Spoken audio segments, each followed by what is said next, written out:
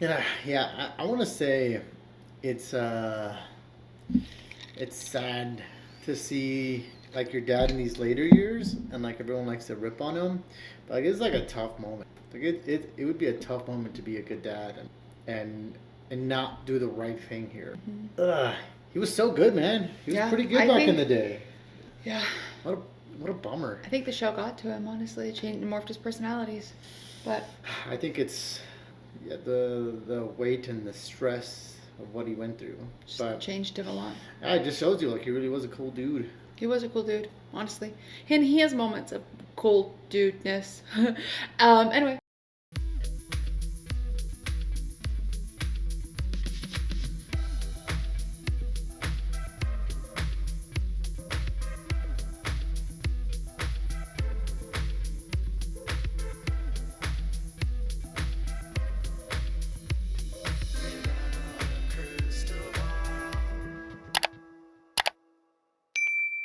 Hey friends, it's Katie from Without a Crystal Ball. Welcome back to my channel. It is Wednesday, June 20th, 2024, and I hope everyone's having a wonderful day.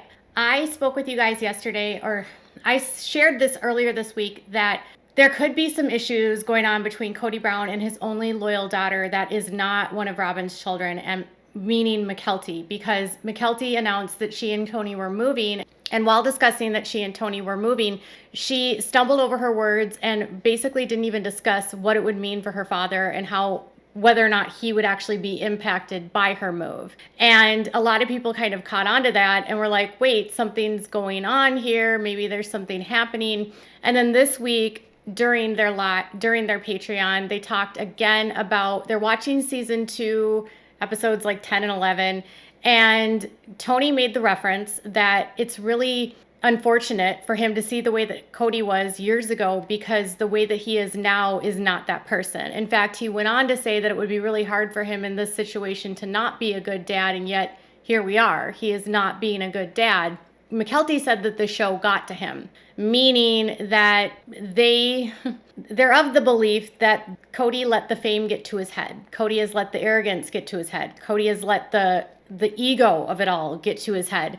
And Cody has allowed outside voices of his friends dictate how he should be on the show and how he needs to be more patriarchal and more putting his foot down and the fame of it all.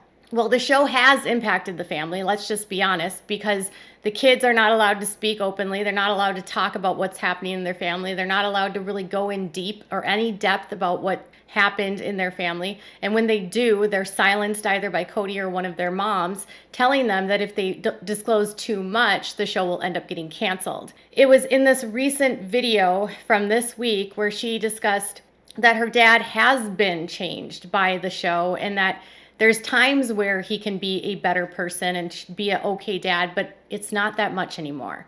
And obviously, there's been a lot that's happened in the last several months. Cody and Janelle lost a son, Garrison. But this would be an opportunity for Cody to try to mend fences with his children and try to bridge gaps and bring the family together. And instead, he's driving himself further away from everyone. And that includes his only daughter that has been defending him tooth and nail online for years, that has been close to him, now just sort of like pushing her to the wayside.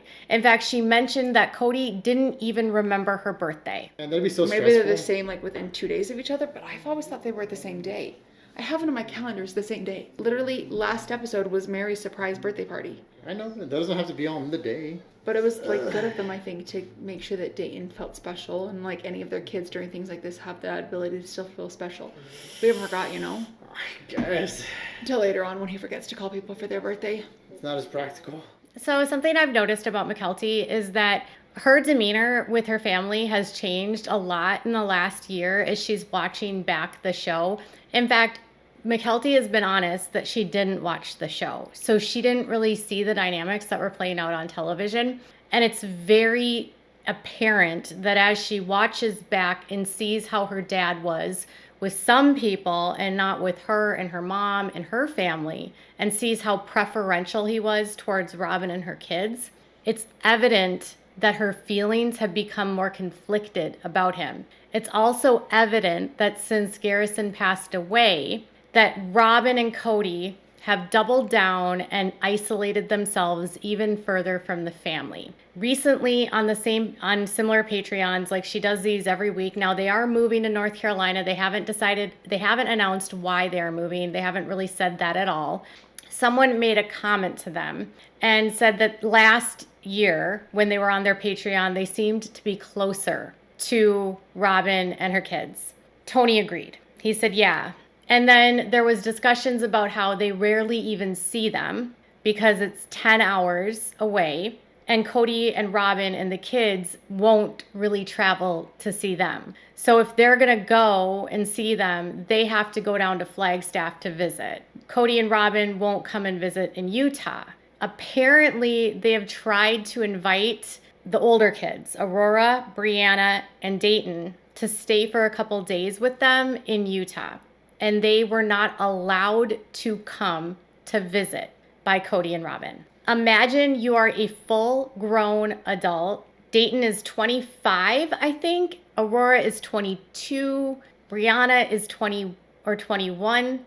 And they don't have permission to visit their sister, who's been the only sister that's had a semi-decent relationship with.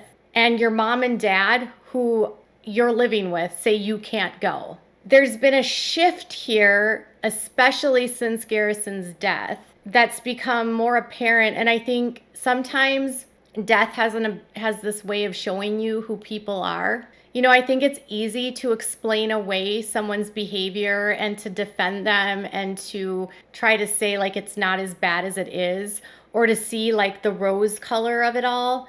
But sometimes when something like this, like something this serious happens in a family, those rose-colored glasses come off, and that strips you down to your core. When you lose a loved one, that's a sibling, a parent, someone close, and you understand that a part of the reason that that sibling died was due to a complicated relationship that this sibling had with their father, untreated mental health conditions, running to alcohol as an escape, not having help for his, drinking, not getting help for the mental health, and then having a dad that bullied him so much so to a point that he got so dark and so depressed that even Janelle spoke about how depressed her sons had become as a result of what has happened with their father. I can't imagine that wouldn't change the siblings to their core. I think if siblings were ambivalent to Cody, meaning they were wishy-washy, they could have gone one way or another, it made them shift to they're not going to care. Like they don't want to go one way or the other. They're just not going anyway. They're not going towards Cody. They're going away from Cody. I think when it came to Tony and Mykelti, she's always been close to the siblings. She's always had a good relationship. She's always been like that mediator between them all. And I think when you have so many voices in your ear that are like negative about your dad, and you're hearing negative experiences about how he's hurt people in the family, and you're seeing that he's not calling his kids.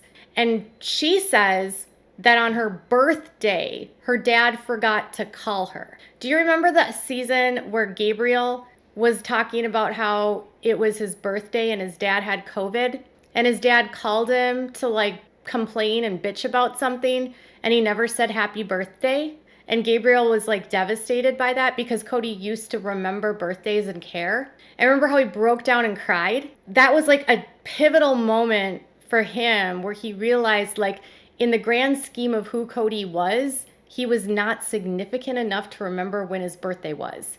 And I don't care that people say that they have this many kids. You get a damn calendar. You put it on a calendar and you get a reminder. This is 2024 in the world of digital calendar reminders. You can get notified just about any damn day of what day it is.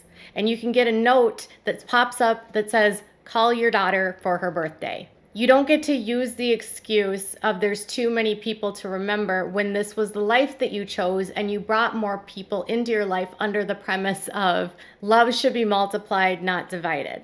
I think when fathers start to miss big moments like that and they are absent in the grief and in the recovery for siblings, it changes people. You can see the look on her face when she says, and then you get to now where he doesn't even remember or even call you on your birthday. And she points to herself. She was someone that prided herself on having a good relationship with her father because she said that she would put in the work to do it. She would have the hard conversations with him. She would make the effort. Here's the thing about Cody is that Cody is like his father Win, where he expects everyone to come to him and he doesn't have to go to anywhere for anyone. If you want to see Cody, you have to go to his house. If you want to have time with Cody, you have to come to him. He's never going to come to you because Cody is better than you. He's more important than you. He's got a busier life than you because he's Cody.